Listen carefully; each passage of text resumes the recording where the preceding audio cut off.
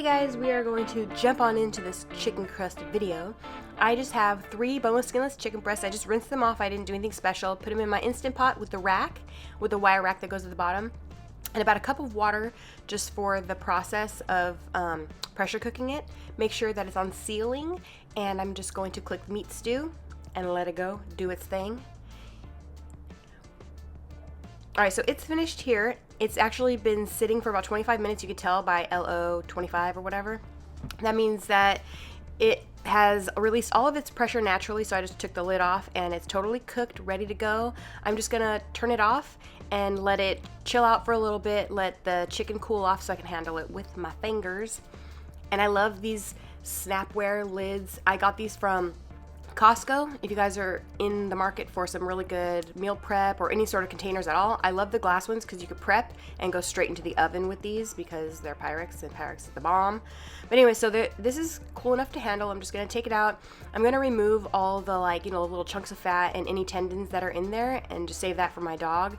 And then I'm just going to prep all this stuff, put it in the container, and just leave it in the refrigerator to chill without the lid because you don't want all that condensation inside your container. So let it chill out until it's completely cool. And in the meantime, Maddie gets a treat. Lay down. Lay down. Roll over. Down. No. Lay down. Roll over. Good. Ah, you're too excited. Lay down.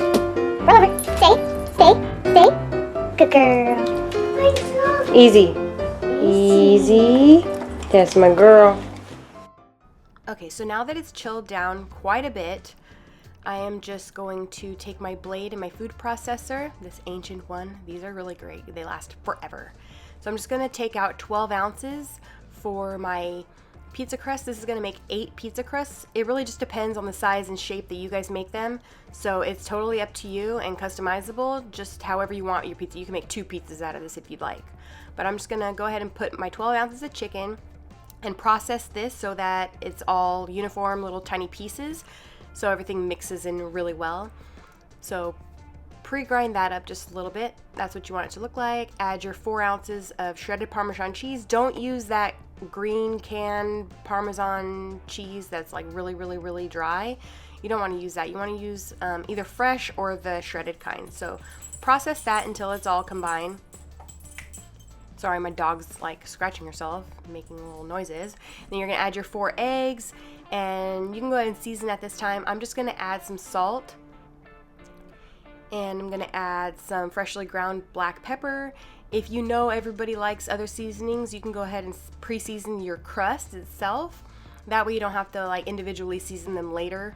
But if you know everybody likes specific seasonings, you could just do that all at this time. And then just process it until it's all combined really well, and that's what you want it to look like. You don't want it to be too dry, you don't want it to be super soupy, you just want it to look like that. With the measurements I gave you, it should turn out just like that.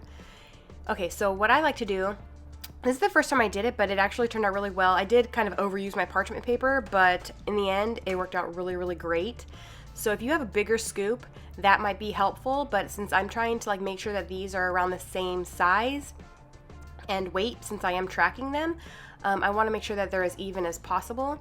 And I figure using a scoop like this or even a scale would work, but this is quicker. So I'm just gonna lay out 8 of them, get it as even as I can. So it'll look something like that, and take a little bit of water for your fingers if you want to press these down or form them like this. It just keeps the dough, quote unquote dough, from sticking to your fingers. I'm just going to cut these in little strips so they each have their own little parchment paper, because I'm going to individually sandwich them in between some parchment paper because I'm going to freeze these and I don't want them to stick to anything at all. So just to be extra careful, I'm just going to sandwich them in between their own little parchment papers like this so that they're easy to take out of the freezer. You know, who wants to stress about peeling apart individual chicken crust pizzas? Not me. So I'm being careful and just doing double duty here, making sure that they will not stick, because that would suck. So get all these flattened out. You can go as thin or as thick as you want. I want mine pretty thin because it makes for a larger pizza. You can put more toppings.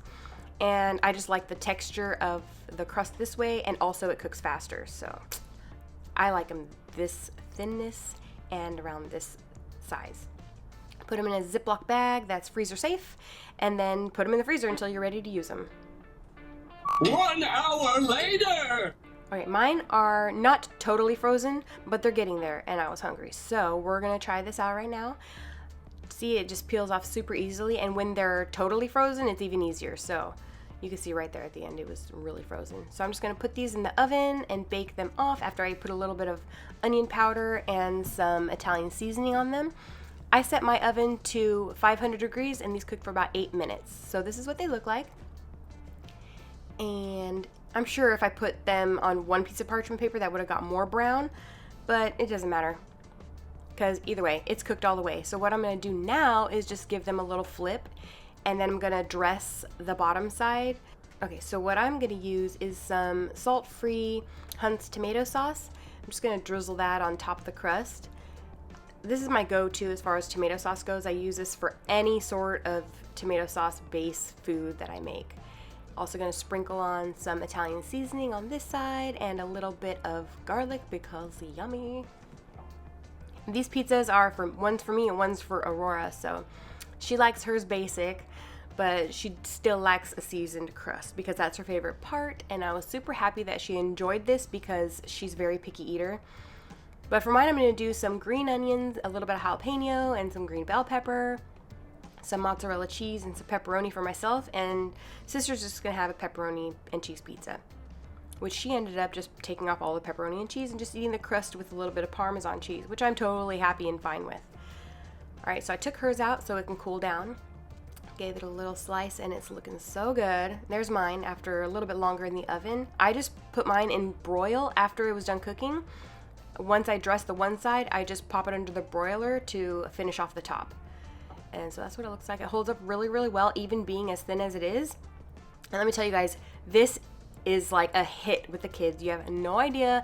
And I love feeding them chicken crust pizza because it's just such a better alternative to even the fathead, because it's not full of cheese and stuff, if you know what I mean. Just a little bit of Parmesan cheese. But there's the bottom. Look how well it holds up. Super good. Obviously, I had to eat some right away because pizza is so good. I hope you guys make this. If you do like this video, please give me a thumbs up and subscribe to my channel. And I'll see you in my next video. Bye, guys.